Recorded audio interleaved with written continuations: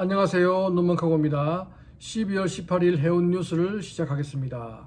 오늘 오전 16,000원 아래에서 시작한 HMM 주가가 오전에 스물스물 오르더니 오후에 갑자기 17,000원을 돌파하더니 17,500원을 돌파했습니다. 그래서 HMM 인수가 확정되었나 싶어서 뉴스를 살펴봐도 그런 얘기는 없었습니다.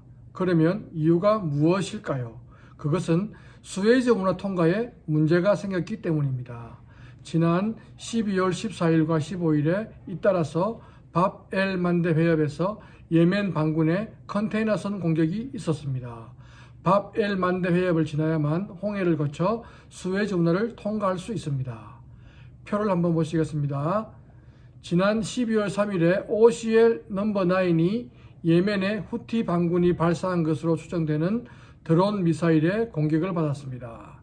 그 후 이스라엘 선사는 수에즈 운하를 통과하지 않고 희망봉을 경유하기로 했습니다만 다른 선사들은 머뭇거리고 있었는데 이번에 선박 세척이 한꺼번에 공격을 받았고 이스라엘 연관성을 찾기 어려운 선박들이었습니다. 그래서 거의 모든 컨테이너 선사가 부랴부랴 희망봉 경유로 항로를 바꾸고 있습니다. 묘하게도 공격받은 선사가 전부 다릅니다. 물론 운임이 올라가고 있고요. 당장 보험료가 올라가겠지요. 이렇게 위험이 커지고 있는데 보험회사에서 옛날 보험료 그대로 적용할 리가 없잖아요. 그리고 수에즈 운하를 돌아가면 극동에서 유럽은 1, 2주 정도 더 걸리는데 일단 연료 소비가 늘어나겠죠. 그리고 주 1항차로 운항하던 스케줄을 맞추려면 추가적으로 선박을 최소 한두 척을 더 투입해야겠지요. 이것도 비용 증가 아닙니까? 운임이 올라갈 요인이 한두 가지가 아닙니다. 그래서 지금 유럽 운임이 쑥쑥 올라가고 있습니다.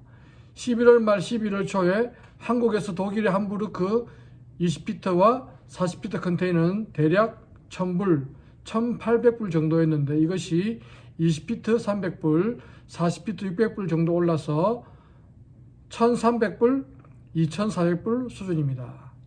상하이 운임지수도 올라가고 있습니다. 화면을 보시면 지난 12월 15일 발표한 것을 보면 그 전주 대비 미국 동서부, 유럽, 지중해 전부 올랐고 특히 미 동부는 대폭 상승했습니다. 이것은 12월 14일, 15일의 선박 공격이 반영되지 않은 것인데도 이렇게 오르고 있습니다. 이스라엘이 가자 지역 공격을 멈추지 않는 한 예멘 반군은 밥 엘 만데 회협 지역에서 계속 선박을 공격할 가능성이 있으므로 이스라엘과 팔레스타인이 전쟁을 멈추지 않는 한 운임은 계속 오를 것 같습니다. 그리고 파나마 운하의 상황도 계속 악화되고 있습니다. 얼마 전 파나마 운하청에서 발표하기를 1월 중순에 파나마 운하 선박 통과수를 하루 24척으로 노린다고 했습니다. 내용상으로는 상황이 좋아지는 것처럼 보이지만 전혀 그렇지 않습니다. 정상적인 경우 파나마 운하는 하루 36척의 선박이 지납니다. 이것이 올해 가뭄의 영향으로 하루 평균 32척 지나갔습니다.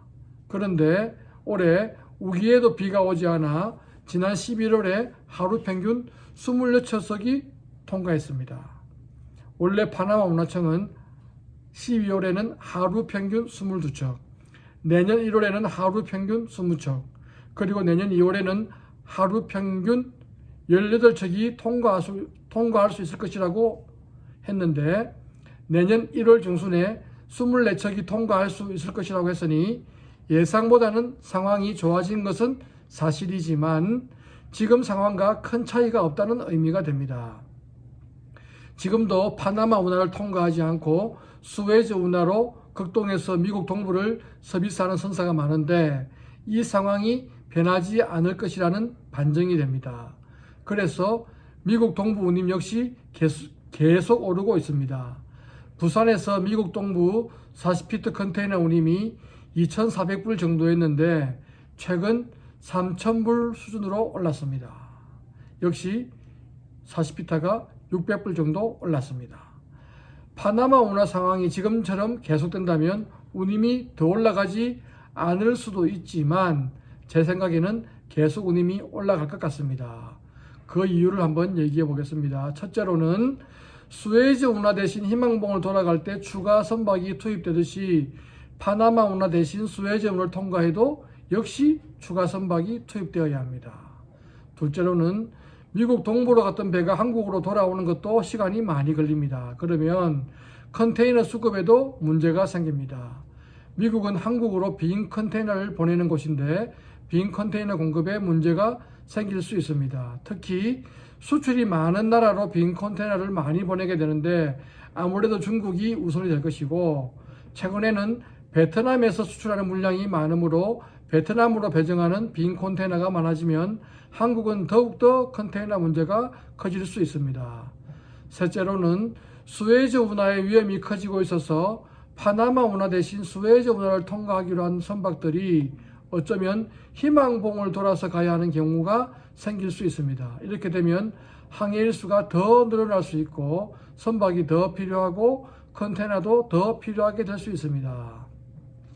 넷째, 가능성은 낮지만 미국 동부로 가야 하는 화물 중에서 긴 항해일수를 감당할 수 없는 경우는 비용이 비싸더라도 미국 서부 LA나 샌프란시스코, 시애틀 또는 카나다 밴쿠버를 통해서 미국 동부 지역으로 운송하는 수요가 커질 수 있고, 그 양이 점점 많아지면 미서부 방만의 정체가 발생할 수도 있습니다. 전 세계 물류의 두 관문 수에즈 운하와 파나마 운하가 동시에 문제가 되고 있습니다. 한 번도 겪어보지 못한 일이 벌어지고 있습니다.